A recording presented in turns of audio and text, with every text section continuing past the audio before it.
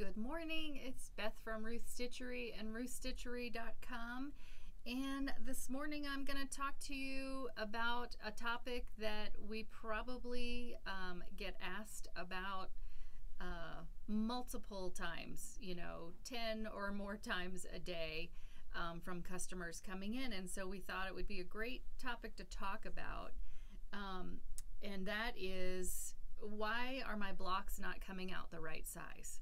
So that is kind of a constant that quilters will ask us about, especially newer quilters. And so my answer is always the same, and I teach it in my beginning quilting, and I will tell you now, it's the same thing I tell everybody, that most of the time, there's really only three things happening if your block is coming out too large or too small. And so I'm going to share with you what those three things are, and then I'm going to really focus on two of them. So the first one that could be the reason why your block is not coming out the size it's supposed to is that something was not cut properly. So it's in the cutting. So maybe you were supposed to cut 3.5-inch squares, and for whatever reason, after you cut them and you not realizing it, maybe they were a little bit smaller or a little bit larger than what that cut size is. And sometimes that's tricky. Sometimes it's your ruler. Sometimes, we can't really see where we're positioning the ruler, so it's in the cutting. The second one is, of course, that consistent 1/4 inch seam allowance. And that's kind of hard to master. It takes a little bit of time to really get the feel on your personal sewing machine where you get that perfect, consistent 1/4 inch seam. And then the third reason is in the pressing. And your seams aren't getting pressed flat enough, and the pressing one is actually the one that I think most people forget about. We kind of focus on that 1/4 inch seam, and of course hopefully we're focusing on getting everything cut properly, but a lot of times we forget about how important getting a nice pressed flat seam is in terms of the efficiency or the quality of that finished block size. So I want to focus on those last two, that 1/4 inch seam allowance and the pressing, so that you get a really nice flat seam. And so I've got several little tips for you, and so let's start with that 1/4 inch seam allowance. So every machine, I know it sounds really crazy, but every machine is just slightly different, and so this is why they always say if you start a project on one sewing machine, that you should finish that project on that same sewing machine and not switch back and forth. Just because that seam allowance, maybe you get used to it on one machine and then it's just a little bit off on another machine, but we all have to get used to what our personal sewing machine does, where we can get that 1/4 inch seam. So I'm just going to start by one of the easiest things you can do is get a 1/4 inch foot. So every brand of machine makes a 1/4 inch foot. These are two of the 1/4 inch feet from Viking. And so, every machine brand's feet look just slightly different, but they're going to be quite similar. So this one is a metal 1/4 inch foot. You can see that it's a little bit wider back here where it actually attaches to the machine, and then it's got these two little feet that are coming forward. So on these 1/4 inch feet, you are actually lining up on this little skinny foot that is coming out towards you. So your fabric, when you are sewing, I will do this so you can see it, you want to make sure that the edge of your fabric is lining up with that little skinny foot that is jutting out, not this wider spot back here. Okay, The other 1/4 inch foot that I have here, and again, most machine brands will have a 1/4 inch foot that has this little metal guide on the side. And so you can see that that little metal guide is just basically butted up right against this little foot, the little skinny foot that's coming out. That little guide is to help you keep your fabric from veering off. So you can butt your fabric right up against that metal guide, and that is one of the things that will help you keep that 1/4 inch. Both of these feet are with your needle right in the middle, so you don't change the position of your needle. It goes right down the center, and you use the side of the foot to guide. So if you don't have a 1/4 inch foot for your machine, that is one of the easiest ways that you can start getting a better consistent 1/4 inch seam, is to get one of those feet. However, if for some reason you can't get a 1/4 inch foot for your machine, maybe they don't make one, there are other things that you can do on your sewing machine to help you with that 1/4 inch seam. One of them is using one of these sewing edge guides. So this is kind of a piece of plastic. It's kind of thick. It's got adhesive on the back that's tacky, but does not leave residue behind. So it is repositionable. So you can use this for your 1/4 inch seam. Then maybe you're working on another project, you're making curtains or something, and you need to have a guide at 1 inch. You can easily pull it up off of the bed of your machine, move it over. And because it has some thickness to it, you can then just use it as the sewing edge. It'll just butt right up against to it. So I have heard of other people using like painter's tape and several layers of painter's tape just right on top of each other to also kind of do the same thing. It gives you a little bit of a ledge that you can butt your fabric up against. So that is one option that you can put right there on your machine and gives you a little ledge to butt your fabric up against. So you just get it positioned at the 1/4 inch on your machine, which is what this little tool would help you with. So this is a sewing machine seam guide. There's several different measurements on here, the 1/4 inch being the first one. There's little holes in here, so you actually can use this on your machine. You put it up under your needle, bring your needle down into the hole, and then put your presser foot down, and then this is locked into place. And then you can use the edge of this seam guide to lay down this sewing edge, and so that you know you've positioned it correctly. The other product that's out there is this diagonal seam tape. So I'm going to turn this sideways so you can see. It's got 3 lines on here. The red one in the middle, you line that red line up with your needle. So your needle is in the center position, and then you can take this tape. This is like similar to like a washi tape. So again, it's not going to leave residue on your machine, but you can place it directly on the bed of your machine. Line that red line up directly with your needle, and then so that's the center, and then you've got a 1/4 inch on both sides.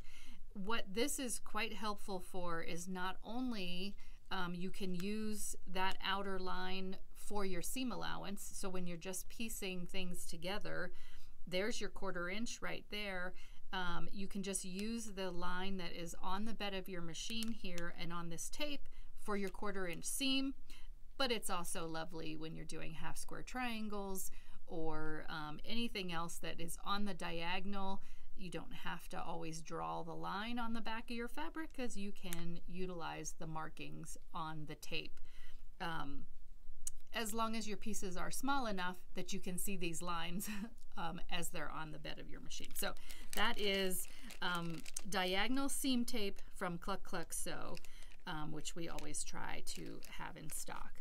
So those are some things that you can put right on your machine to help with that 1/4 inch seam. And I want to also mention that the other thing that comes up is that why does my seam always get smaller at the end of my seam allowance when I'm piecing? Well, that's my only answer to that is we get really excited when we're getting close to the end of that seam. So we're sewing perfectly straight, and as we get to the end of our seam, when we're piecing something together, all of a sudden we sort of push our fabric off to the side, and then our seam allowance is straight, straight, straight, straight, straight, and then it kind of curves in a little bit. I'm guilty of it. I get anxious. I want to get it done. But if we can just remember that we need to keep that seam as straight as possible until our needle has actually left the fabric, and that, again, just takes some practice, some focus. So the other technique I wanted to mention that I have learned over time is if you know, these aren't working for you, maybe your 1/4 inch foot, it works, but it's not always consistent. Maybe the seam guide is not what you want to do. Maybe the tape is not what you want to do. You can always draw your seam allowance line. Yes, it takes you a little bit more time. It's going to add some time to your sew time, but here are 2 little pieces of fabric. If I were going to sew these together, and I was worried that my seam allowance wasn't going to stay consistent, I can always draw my seam allowance. So you can always take one of your rulers, line up the 1/4 inch, let me do this, line up the 1/4 inch line on your ruler with the edge of your fabric, and then you can just take any sort of marking pen. This is a permanent micron pen, and you can draw this seam allowance. So let me hold that up so you can see that. So now I have my 2 pieces right sides together. I've drawn my seam allowance directly on here, and now I have a line that I can follow on my machine. So maybe you don't have a 1/4 inch foot. Maybe you've tried these don't work for you. You can always draw your seam allowance line, and then you have a line to follow. That also might help with our getting super anxious at the end of a seam line and veering off. And so that is another way that you can stay consistent with that 1/4 inch seam. So there are lots of ways that you can get that consistent 1/4 inch seam allowance. You just sort of have to find the one that ends up working for you, and run with it. Once you find it, you want to run with it and stick with that plan. So that's 1/4 inch seam. The other topic I wanted to talk about was getting a really nice flat seam press. And that's kind of the one that we tend to forget about. So if someone brings me a block and says it's small, I don't know why, it's supposed to be 6.5 and it's only 6 1/4, probably the first thing I do is I flip it over. I know, sorry, I'm going to look at the back of your work. I'm going to flip it over and see if the seam allowance is consistent. And a lot of times the seam allowance is good. So then I flip it back over and I look at how flat have the seams been pressed. You don't think about if you get a little tiny fold in your seam allowance and you have several of them, that can easily make your block 1/4 inch, 1/2 inch short. And we sort of forget about getting that seam pressed as flat as possible. So I kind of wanted to show you real quick how I press a seam. So this has been sewn together. So you can see I've got a seam line here that I've already sewn. I take it to my iron and I always start by setting the seam. Basically, if you just quickly put your iron over that seam before you ever do anything, it basically allows the thread to sink into your fabric. So I have set my seam allowance, and now I am going to press this. So I like to open this up. I use the edge of my iron to get that seam as flat as possible. So remember, in quilting, we're not ironing, we are pressing. So it's not a lot of back and forth, but it is a lot of little presses with your iron. So I start by setting my seam, and then I open this up and I just use the edge of my iron right along that seam allowance to get it as flat as I can. And then once I feel like I've gotten it pretty flat, then I sort of put the whole iron on. I give it a little bit of weight behind it, and that way my seam is quite flat. Okay, so a couple things I want you to remember when you're pressing this. There are some products out there that you'll want to remember. Is your thread important? Absolutely. It is why we usually say 50 weight cotton thread is sort of the weight of thread you want to put in your machine when you're piecing. A 60 weight is also great. The thinner the thread, the less bulk that's going to be in that seam allowance, the flatter your seam's going to be. So I do tend to always stick with Aurifil 50 weight when I'm piecing. Some people really like a 60 weight thread because it is thinner and also will be less bulk there. So there are some products out there that you can use though to help you even get a flatter seam. One of them is using Best Press, which is a starch alternative. It comes in different scents. It also comes unscented. But just giving a little tiny little spray before you press will help you get that seam as flat as possible. If you're not a fan of using any kind of starch alternative or product like that, you can just use water. So this is just a spray bottle with water in it. I'm a steamer. I really like steam. However, you can get really good results with no steam on your iron. So a very hot iron, no steam, and you just spray with water and then use your iron to press that seam as flat as you possibly can get it. There is also, this is from Acorn. It's called an Easy Press pen, and they make a Easy Press fabric treatment, which is a liquid treatment that comes in a little bottle. You fill this little pen, and then every time you go to sew, you put a little bit of this press pin right in the seam allowance. So you would actually take the pin, you would run it along your seam allowance prior to pressing. And you can see I'm also pressing on a wool mat. And this was one of those things, I heard about it and I thought, okay, show me that it actually works as good as it does. And it does. So I have these everywhere. I have a couple of small ones that I take with me when I'm going on a retreat or to a friend's. I have the thinner wool mat on my big board, so my whole ironing board has a wool mat because it's fantastic. So a wool mat, wool basically holds heat. So on a regular ironing board, all the heat's coming from your iron, and that's where it's coming from. When you add a wool mat to your pressing station, the heat goes through your fabric, it's in the wool, and so now the heat's coming from underneath your fabric piece as well as the iron. Yes, it heats up very quickly. It gets hot to the touch, so don't put your hand down on that wool mat right after you've pressed it because it will retain that heat for a little while. But it is amazing how well it helps keep those seams as flat as possible.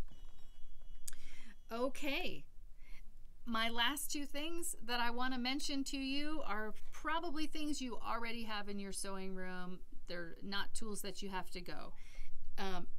If you want to keep your pieces together, you can always take a few pins, of course, and pin your pieces together.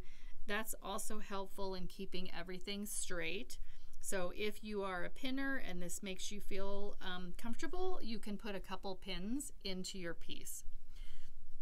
Another tip that you can do, because you know you need to take the pins out as your presser foot gets closer to it. You don't want to sew over a pin, even if it's really thin. I wouldn't say to do that. Take the pin out before your needle gets to it, because you don't want to break a needle. What you can do is just take a water-soluble glue stick, and you can put a little bit of this glue into that seam allowance. So I'm just going to take this glue stick and I'm going to put just a little line. I'm not pressing very heavy on this, just a little line right there in that seam allowance.